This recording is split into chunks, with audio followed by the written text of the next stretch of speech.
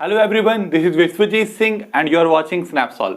तो आज जो है हम लोग यहाँ पे पीरियोडिक क्लासिफिकेशन ऑफ एलिमेंट का 5th पार्ट करने वाले हैं। ये लास्ट पार्ट है इस चैप्टर का। तो यहाँ पे हम लोग बात करेंगे ट्रेंड्स और variation in modern periodic table.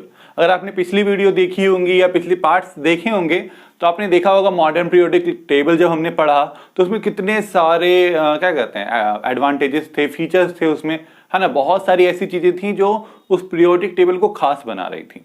पर सबसे जो खासियत वाली बातें हैं वो अभी तक हमने नहीं पढ़ी हैं, वो आज हम लोग पढ़ेंगे। ठीक है, कि जो एलिमेंट्स का अरेंजमेंट हुआ है उसमें वो भले एटॉमिक नंबर के हिसाब से हुआ है पर वो हमको और भी बहुत सारी चीजें बताता है। सिर्फ हम अरेंजमेंट देख के, एलिमेंट का पोजीशन देख के बहुत सारी चीजें बता सकते हैं। इसी के बारे में आज हम लोग पढ़ेंगे कि कैसे जब एलिमेंट्स को पढ़ते हुए हम ऊपर से नीचे या लेफ्ट से राइट जाते हैं तो क्या चीज चेंज होता है और कितना चेंज होता है, ये हम लोग आज देखने वाले हैं। ठीक है, तो वीडियो को स्टार्ट करने से पहले अगर अब तक आपने स्नैपसॉल्व का ऐप इंस्टॉल नहीं किया है तो उसका लिंक आपको डिस्क्रिप्शन में मिल जाएगा, उसे जाके इंस्टॉल करें। अगर आप इंस्टॉल कर लेते हैं तो क्या होता है कि आपके जितने भी डाउट्स हैं फिजिक्स, केमिस्ट्री, मैथमेटिक्स, बायोलॉजी जैसे सब्जेक्ट्स में वो क्लियर हो जाएंगे। ठीक है, बस आपको एक स्नैप लेना है और तुरंत जो है आपको उसका सॉल्यूशन मिल जाएगा। और वीडियो को स्टार्ट करने से पहले एक क्वेश्चन है। क्वेश्चन बताइए कि 1 से 20 एलिमेंट्स जो हमने कल देखे, ठीक है, 1 to 20 एलिमेंट्स देखे, तो उसमें 2 एलिमेंट्स बताइए जो आइसोबार्स हैं। मतलब 1 पेयर ऑफ आइसोबार्स आपको बताना है 1 से 20 एलिमेंट्स के बीच में। अगर आपको पता है तो कमेंट करें, नहीं पता है तो वीडियो में बने रहें, लास्ट में आपको इसका आंसर जरूर मिलेगा। तो वीडियो को स्टार्ट करते हैं। यहाँ पे तो देखिए हम लोग जो बात करेंगे यहाँ पे वेरिएशंस का बात करेंगे कि कैसे कुछ चीजें वेरी करती हैं जब हम टॉप टू बॉटम जाते हैं, मतलब डाउन द ग्रुप, एक ग्रुप में हम जब नीचे आते हैं, या फिर एक पीरियड में अलोंग द पीरियड, एक पीरियड में जब हम लेफ्ट टू राइट चलते हैं तो जो चीजें हैं, जो 5 ही चीजें हमको यहाँ पे पढ़नी है आपके 10th क्लास के हिसाब से, अगर आप ये पांचों को आपको समझ में आ जाता है तो आप इजिली जो है एग्जाम के क्वेश्चन का आंसर दे सकते हैं। ठीक है, इंपॉर्टेंट है इनको समझना। ठीक है, इनको समझने से पहले यहाँ पे देखिए 5 चीजें हैं क्या, valence electron, valency, atomic size, metallic property and non metallic property. ठीक है, तो इनको समझने से पहले आपको कुछ टर्म्स है यहाँ पे जो समझना होगा। ठीक है, न्यूक्लियर चार्ज क्या होता है? तो न्यूक्लियर चार्ज क्या होता है, जैसे मान लीजिए कि किसी न्यूक्लियस में एटम है, मान लीजिए ये, ठीक है, ये इसका न्यूक्लियस है। ठीक है, तो इसके न्यूक्लियस में क्या प्रेजेंट होता है पता होगा आपको, प्रोटॉन्स और न्यूट्रॉन्स प्रेजेंट होते हैं। तो न्यूट्रॉन्स पे कोई चार्ज नहीं होता, है ना। प्रोटॉन्स और न्यूट्रॉन्स प्रेजेंट होते हैं, इस पे इसके पास नो चार्ज, कोई चार्ज नहीं है। पर प्रोटॉन के बात करें तो इनके ऊपर क्या है, पॉजिटिव चार्ज है। ठीक है, तो हम लोग जो यहाँ पे न्यूक्लियर चार्ज का बात करते हैं तो वही बात आता है कि न्यूक्लियस के अंदर जो प्रोटॉन्स पे चार्ज है वही क्या हो जाएगा, उसका टोटल न्यूक्लियर चार्ज। ठीक है, किसी न्यूक्लियस के अंदर जितना चार्ज उसके प्रोटॉन कैरी कर रहे हैं वही होगा उसका total nuclear charge. I hope आपको समझ में आ गया हो, क्योंकि न्यूट्रॉन में तो चार्ज होता नहीं है।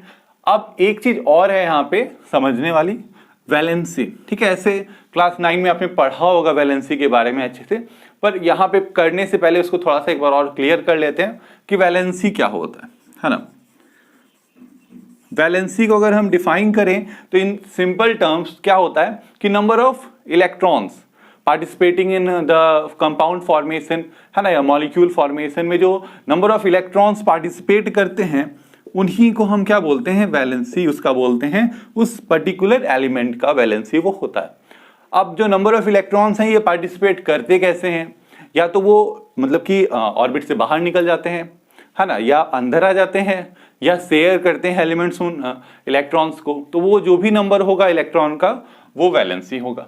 जो वो लूज कर रहे हैं, जो वो गेन कर रहे हैं, या जो वो शेयर कर रहे हैं, वही उनका वैलेंसी होगा इन दैट पर्टिकुलर मॉलिक्यूल।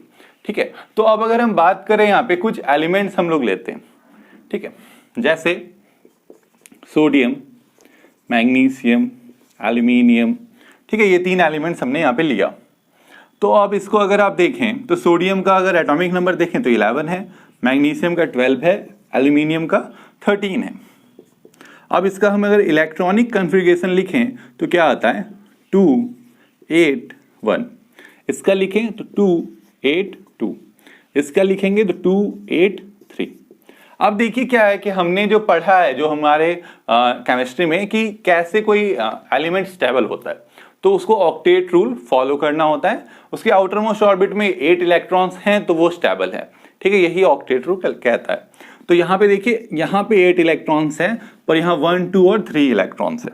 तो अब देखिए क्या होगा क्या कि अब ये जो इलेक्ट्रॉन है इसको एक इलेक्ट्रॉन को लूज करना होगा, या तो ये 1 इलेक्ट्रॉन लूज कर जाए, है ना, या 7 इलेक्ट्रॉन गेन कर ले, है ना। अब तो आसान यहाँ पे क्या दिख रहा है, एक इलेक्ट्रॉन लूज करना आसान है भाई, तो क्या करेगा ये एक इलेक्ट्रॉन लूज कर जाएगा। वैसे ही यहाँ पे वही बात है कि या तो ये 2 इलेक्ट्रॉन लूज करे या 6 गेन कर ले, तो ये 2 इलेक्ट्रॉन लूज करेगा। यहाँ पे देखिए कितना इलेक्ट्रॉन लूज करेगा, 3 इलेक्ट्रॉन्स लूज करेगा। तो इसका वैलेंसी देखिए क्या हो जाएगा, इसका वैलेंसी होगा 1, इसका वैलेंसी होगा 2, इसका वैलेंसी होगा 3, ठीक है, ऐसा होगा। पर अब अगर हम बात करें किसका, मान लीजिए नाइट्रोजन का करते, ठीक है, नाइट्रोजन का एटॉमिक नंबर है 7, तो इसका अगर इलेक्ट्रॉनिक कन्फिग्रेशन लिखें 2 8 5, तो नाइट्रोजन का अगर हम इलेक्ट्रॉनिक कन्फिग्रेशन लिखें तो क्या होगा 2 5, ठीक है। तो आपको क्या मिलेगा 2 5, तो यहाँ पे आपको 5 इलेक्ट्रॉन है, ठीक है। तो अब इसके बाद देखिए क्या है, इसके बाद कंडीशन ये है कि या तो ये 5 इलेक्ट्रॉन लूज कर जाए या 2 इलेक्ट्रॉन गेन कर ले। तो आसान क्या होगा, सॉरी 3 इलेक्ट्रॉन्स गेन कर ले या 5 लूज कर जाए। तो आसान क्या होगा इसके लिए, 3 गेन करना आसान होगा, ठीक है, मतलब जो नंबर छोटा होगा वही आसान होगा। तो इसको आप देखिए वैलेंसी क्या होगा 3। देखिए आउटर मोस्ट ऑर्बिट में 3 इलेक्ट्रॉन्स है तब भी वैलेंसी 3 है, आउटर मोस्ट में 5 इलेक्ट्रॉन्स हैं तब भी वैलेंसी क्या है 3 है, ठीक है। तो यहाँ पे आपको समझना होगा कि देखिए कि आउटर मोस्ट जो आपके इलेक्ट्रॉन्स हैं उस पे पर्टिकुलरली जो आपका वैलेंसी है वो डिपेंड करता है।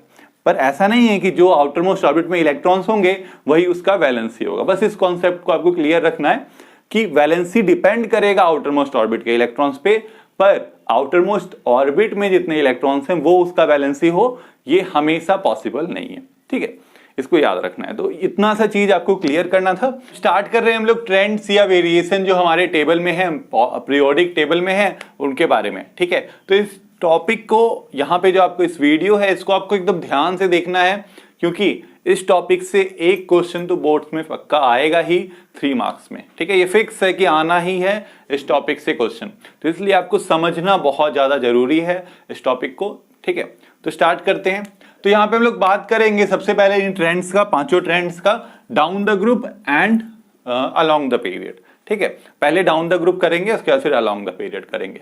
तो देखिए हमने क्या किया, हमने ग्रुप 1 ले लिया है, ठीक है। ग्रुप 1 के जो हमारे पास है 4 पीरियड्स के पहले जो एलिमेंट्स हैं, ठीक है, वही हमने लिया हुआ है, ग्रुप 1 ले लिया है। तो यहीं से आपको सारा वेरिएशन समझ में आने वाला है, सारे वेरिएशन समझ में आने वाले हैं जब हम डाउन द ग्रुप कैसे वेरिएशंस होते हैं उनके बारे में, ठीक है। देखिए सबसे पहला यहाँ पे सबसे पहला वेरिएशन है वैलेंस इलेक्ट्रॉन, ठीक है। तो आपको अगर आपने पिछली वीडियोस देखी होंगी तो वहां पे आपको एक चीज पता लगा होगा कि ग्रुप नंबर जो है वो बताता है किसके बारे में, वैलेंस इलेक्ट्रॉन के बारे में बताता है कि किसी ऑर्बिट में मतलब किसी एलिमेंट के आउटर मोस्ट ऑर्बिट में कितने इलेक्ट्रॉन है, ये हमको उसके ग्रुप नंबर से ही पता लग जाते हैं। जब ये चीज हमको ग्रुप नंबर से पता लग जाती है तो यहाँ पे ग्रुप नंबर 1 है, इसका मतलब आउटर मोस्ट ऑर्बिट में एक ही इलेक्ट्रॉन होगा, ठीक है। आउटर मोस्ट ऑर्बिट में कितना इलेक्ट्रॉन है, एक ही इलेक्ट्रॉन है। चाहे आप किसी भी एलिमेंट को देखें इस ग्रुप के आउटर मोस्ट ऑर्बिट में कितना इलेक्ट्रॉन होगा, एक। यानी वैलेंस इलेक्ट्रॉन जब हम डाउन द ग्रुप जाते हैं तो चेंज ही नहीं होता है, रिमेन्स सेम, ठीक है, कुछ चेंज नहीं हो रहा है, वो क्या हो गया, वो सेम रह गया, वैलेंस इलेक्ट्रॉन चेंज नहीं हुआ। याद रहेगा, ठीक है, नहीं याद रहेगा तो ये बना लेना है एग्जाम में एक बार रफ में, आपको सब समझ में आ जाएगा। इसके बाद देखिए दूसरा जो है हमारा ट्रेंड वो है वैलेंसी का। अब वैलेंसी का अगर बात करें तो अभी हमने देखा वैलेंसी पूरी तरह से डिपेंडेंट है वैलेंस इलेक्ट्रॉन पे। अगर वैलेंस इलेक्ट्रॉन ही चेंज नहीं होगा तो क्या वैलेंसी चेंज होगी, नहीं चेंज होगी, क्योंकि valence electron is totally dependent on sorry valency is totally dependent on valence electron, है ना। तो यहाँ पे वैलेंसी भी क्या होगा, down the group remains same रहेगा, ठीक है, चेंज नहीं हो रहा है डाउन द ग्रुप जब हम जाएंगे ऊपर से नीचे की तरफ। इसके बाद अगर हम तीसरा बात करें तो एटॉमिक साइज। अब ये एटॉमिक साइज किस चीज का बात कर रहे हैं, एरिया का, वॉल्यूम का, है ना, कुछ होगा। तो यहाँ पे रेडियस का बात हो रहा है, ठीक है, रेडियस ऑफ एटम का हम यहाँ बात कर रहे हैं। एटॉमिक साइज यानी कि रेडियस ऑफ एटम। अब रेडियस क्या होगा एटम का, न्यूक्लियस से लेके आउटर मोस्ट ऑर्बिट तक का जो डिस्टेंस है वो हो जाएगा रेडियस ऑफ एटम। तो अब डाउन द ग्रुप हम यहाँ बात कर रहे हैं तो आपको देखने से ही लग रहा होगा हाइड्रोजन कितना छोटा है, पोटेशियम तो कितना बहुत बड़ा हो गया, है ना। ये पोटेशियम का है, ये सोडियम है, ठीक है, ये लिथियम का है, और ये है हाइड्रोजन का बोर मॉडल, ठीक है। तो आप देख सकते हैं कि हाइड्रोजन छोटा सा है, पोटेशियम कितना बड़ा हो गया। तो आपको दिख रहा होगा कि क्या हो रहा है कि एटॉमिक साइज बढ़ रहा है। पर एटॉमिक साइज क्यों बढ़ रहा है, इसका रीजन भी पूछा जा सकता है। तो इसका रीजन ये है कि जैसे जैसे हम पीरियड बढ़ेगा तो नंबर ऑफ सेल बढ़ेगा या नंबर ऑफ ऑर्बिट बढ़ेगा, आप कह सकते हैं। यहाँ सिर्फ एक सेल है, यहाँ 2 सेल है, यहाँ 3 सेल है, यहाँ 4 सेल हो गया। तो जैसे जैसे हम नीचे जाएंगे तो सेल जो है, सेल का नंबर या ऑर्बिट का नंबर बढ़ते चले जाएगा। जब नंबर ऑफ ऑर्बिट बढ़ेगा तो जाहिर सा बात है कि न्यूक्लियस और आउटर मोस्ट ऑर्बिट के बीच का जो डिस्टेंस है वो भी बढ़ेगा, क्योंकि ऑर्बिट तो यहाँ एक ही ऑर्बिट है, इससे आगे अगर एक और आ जाएगा तो डिस्टेंस तो कंफर्म है कि बढ़ना ही है। तो क्या होगा, atomic size down the group बढ़ेगा, ठीक है, इंक्रीजेस। एटॉमिक साइज बढ़ता है जब हम डाउन द ग्रुप जाते हैं, मतलब रेडियस बढ़ता है, इस बात को याद रखना है। अब देखिए मेटालिक प्रॉपर्टी का बात हो रहा है, तो मैंने देखिए यहाँ ब्रैकेट में लिख दिया इलेक्ट्रोपॉजिटिविटी। अगर आप मेटल नॉन मेटल वाला वीडियो आपने देखा होगा तो उसमें हमने डेफिनेशन बताया था मेटल्स और नॉन मेटल्स का, या आपने पढ़ा भी होगा मेटल नॉन मेटल का डेफिनेशन जरूर। मेटल्स क्या होते हैं, ऐसे एलिमेंट्स होते हैं विच कैन लूज इलेक्ट्रॉन्स, जो आसानी से इलेक्ट्रॉन लूज कर सकते हैं, उन्हीं को हम मेटल्स बोलते हैं। और जो एलिमेंट्स आसानी से इलेक्ट्रॉन गेन कर सकते हैं उनको हम नॉन मेटल्स बोलते हैं, है ना। जो एलिमेंट्स आसानी से इलेक्ट्रॉन गेन करेंगे या शेयर करेंगे उनको नॉन मेटल बोला जाएगा, जो लूज करेंगे उनको मेटल बोला जाएगा। तो अब यहाँ पे अगर आप देखें तो मेटेलिक प्रॉपर्टी बढ़ना यानी इलेक्ट्रोपॉजिटिविटी बढ़ना। इलेक्ट्रोपॉजिटिविटी ये प्रॉपर्टी है किसी एलिमेंट का which with the help of it loses electron, जिसकी मदद से ये लूज करता है इलेक्ट्रॉन, उसी प्रॉपर्टी को हम इलेक्ट्रोपॉजिटिविटी बोलते हैं। इलेक्ट्रोपॉजिटिविटी बढ़ेगा तो मेटेलिक कैरेक्टर बढ़ेगा, यानी अगर कोई एलिमेंट आसानी से इलेक्ट्रॉन लूज कर रहा है तो वो अच्छा मेटल होगा, यही होगा। चलिए यहाँ पे इसको देखते हैं डाउन द ग्रुप में। अब अगर आप देखें यहाँ पे न्यूक्लियस और इस फर्स्ट इलेक्ट्रॉन के बीच में डिस्टेंस क्या है, बहुत कम है। मतलब ये न्यूक्लियस इस इलेक्ट्रॉन को एकदम टाइटली पकड़ के रखा होगा, है ना। अगर हम यहां देखें तो इस न्यूक्लियस और इस इलेक्ट्रॉन का डिस्टेंस थोड़ा सा बढ़ गया, थोड़ा सा बढ़ा, तो इस यहां पे जो फोर्स था उससे थोड़ा कम हो गया फोर्स। मतलब इसके कंपैरेटिवली ये आसानी से इलेक्ट्रॉन लूज कर सकता है, क्योंकि अब फोर्स कम है ना, ठीक है, फोर्स उतना ही है, मतलब ज्यादा ही है न्यूक्लियस में, पर डिस्टेंस कम हो गया, ठीक है। अब सॉरी डिस्टेंस बढ़ गया। अब यहां पे देखें तो अब ये डिस्टेंस और बढ़ गया, तो अब इन दोनों के बीच में जो फोर्स ऑफ अट्रैक्शन है वो क्या होगा, वो काफी कम हो गया, ठीक है। क्यों, क्योंकि डिस्टेंस बढ़ गया ना। अट्रैक्शन, जो फोर्स ऑफ अट्रैक्शन जो है, अगर आपने कूलम्स लॉ देखा होगा फिजिक्स में, तो वो इनवर्सली प्रोपोर्शनल होता है आर स्क्वायर के, है ना। डिस्टेंस बिटवीन देम के इनवर्सली प्रोपोर्शनल होता है किसी भी दो चार्ज के बीच का फोर्स ऑफ अट्रैक्शन या रिपल्सन, ठीक है। तो डिस्टेंस के वो इनवर्सली प्रोपोर्शनल होता है, तो डिस्टेंस बढ़ेगा तो क्या होगा, वो फोर्स घट जाएगा। यहां पे भी फोर्स क्या हुआ, घट गया। अब फोर्स घटा तो ये और आसानी से इलेक्ट्रॉन लूज करेगा। अब यहां तो और घट जाएगा क्योंकि और डिस्टेंस बढ़ गया, तो ये और आसानी से इलेक्ट्रॉन लूज करेगा, ठीक है। इसको लूज करने में थोड़ा प्रॉब्लम होगा, ये शायद लूज, ये क्या कहते हैं, उससे आसानी से लूज कर जाएगा, ये और आसानी से लूज करेगा, और ये सबसे आसानी से लूज कर जाएगा। तो जो सबसे आसानी से लूज करेगा वो सबसे अच्छा मेटल, है ना। यहाँ कम हुआ, यहाँ मेटलिक प्रॉपर्टी और कम हो गया, यहाँ सबसे कम हुआ। यानी हम जब ऊपर से नीचे आएंगे तो नीचे वाले एलिमेंट्स में क्या मिल रहा है कि बहुत अच्छे मेटल्स हैं ये। यानी कि इलेक्ट्रोपॉजिटिविटी या मेटलिक प्रॉपर्टी क्या हो रहा है, जब हम डाउन द ग्रुप जा रहे हैं तो इंक्रीज हो रहा है। मेटलिक प्रॉपर्टी बढ़ रहा है जब हम ऊपर से नीचे आ रहे हैं, डाउन द ग्रुप जा रहे हैं। तो अब यहाँ पे जो दूसरा है वो आप इससे ही समझ सकते हैं, नॉन मेटलिक प्रॉपर्टी है, इलेक्ट्रॉन गेन करने, है ना, जहां इलेक्ट्रॉन गेन करना आसान होगा, ठीक है, वो ही होगा वो अच्छा नन मेटल। यही होगा कि जो एलिमेंट आसानी से इलेक्ट्रॉन गेन कर लेगा वो अच्छा नन मेटल, जो जिसको दिक्कत होगा गेन करने में वो थोड़ा अच्छा नन मेटल नहीं होगा, आप कह सकते हैं। तो यहाँ पे अगर हम बात करें, अगर हम नीचे आ रहे हैं ग्रुप में तो डिस्टेंस बढ़ रहा है ना, डिस्टेंस बढ़ रहा है, तो अब ये इलेक्ट्रॉन को क्या कर रहा है, इसको आसान है लूज करना, ना कि गेन करना। जब हम नीचे आ गए, कोई नन मेटल में ही मान लीजिए थोड़ा सा नीचे आ गए, तो हमको क्या देखने को मिलेगा, हमको देखने को मिलेगा कि उस एलिमेंट के लिए इलेक्ट्रॉन लूज करना आसान है, गेन करना थोड़ा मुश्किल है। तो इसका मतलब क्या हुआ कि नन मेटलिक प्रॉपर्टी जो है वो क्या होगा, वो डिक्रीज होगा। ऐसे भी आप याद रख सकते हैं इस बात से कि जहां पे मेटलिक प्रॉपर्टी बढ़ेगा वहां नन मेटलिक प्रॉपर्टी तो घटेगा ही, ठीक है, काफी आसान बात है। मेटलिक प्रॉपर्टी बढ़ेगा तो नन मेटलिक प्रॉपर्टी घटेगा, याद रखना है बस। तो यहां पे हमने फिनिश कर लिया ये क्या, डाउन द ग्रुप। अभी जो हम ऊपर से नीचे आके देखते थे वेरिएशंस वो हो गए, अब हमको जाना है लेफ्ट टू राइट, ठीक है, हम जाएंगे लेफ्ट टू राइट। देखिए ये ग्रुप 1 और ग्रुप 17 का कंपैरिजन है, बस यही दो एलिमेंट से जो है आप पता लगा सकते हैं सारा जो यहाँ पे ट्रेंड्स आपको देखने को मिलेगा। पहला देखिए वैलेंस इलेक्ट्रॉन, क्या है ये, वैलेंस इलेक्ट्रॉन है। तो देखिए वैलेंस इलेक्ट्रॉन अब यहीं पे आपको दिख रहा है, यहाँ पे एक था, यहाँ पे 1 2 3 4 5 6 7 7 है, यहाँ एक था, यहाँ 7 है। तो मतलब क्या हुआ, तो 1 से 7 हो गया, ग्रुप 1 से 17 जाते जाते वैलेंस इलेक्ट्रॉन 7 हो गया, यानी कि वैलेंस इलेक्ट्रॉन बढ़ता है ना। जब हम एक एलिमेंट एक ग्रुप से दूसरे ग्रुप में जाते हैं, तीसरे ग्रुप में जाते हैं, मतलब एक पीरियड में बढ़ते हैं आगे, तो क्या मिलता है हमको ये मिलता है कि वैलेंस इलेक्ट्रॉन बढ़ते जाता है, यही होता है। तो वैलेंस इलेक्ट्रॉन इंक्रीज कर रहा है। पर अब अगर हम बात करें वैलेंसी का, तो इसका भी वैलेंसी 1 है, इसका भी वैलेंसी 1 है, तो क्या वैलेंसी सेम रह जाता है एक पीरियड में? नहीं, ऐसा नहीं होता है, ठीक है। होता क्या है, तो वैलेंसी पहले बढ़ता है फिर जाके घटता है। अगर हम इसी का बात करें तो सोडियम के बाद क्या आएगा आपको, मैग्नीशियम मिलेगा, है ना, फिर एल्यूमिनियम मिलेगा, फिर सिलिकॉन मिलेगा, फिर फॉस्फोरस मिलेगा, फिर क्लोरीन मिलेगा, फिर क्या मिलेगा, फिर आर्गन मिलेगा, है ना। तो अब देखिए सोडियम का वैलेंसी है 1, मैग्नीशियम का 2, एल्यूमिनियम का 3, सिलिकॉन का 4, फॉस्फोरस का 3, है ना। Sodium, magnesium, aluminium, silicon, phosphorus, sulphur, है ना, सल्फर का वैलेंसी 2, फिर क्लोरीन का वैलेंसी अभी दिख रहा है 1 है, आर्गन का 0।